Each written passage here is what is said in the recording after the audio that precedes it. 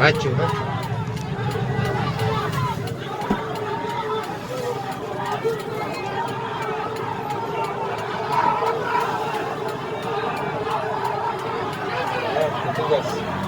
Terakhir, untuk tersangka kasus pengambilan secara paksa jenazah di Batu Merah, saat ini masih 8 tersangka, kemudian 6 orang sudah dilakukan penahanan, dan hari ini sudah dilakukan tes swab kepada seluruh tersangka. Kemudian untuk penambah tersangka lainnya, ini masih ada berpotensi karena proses pemeriksaan ini belum selesai.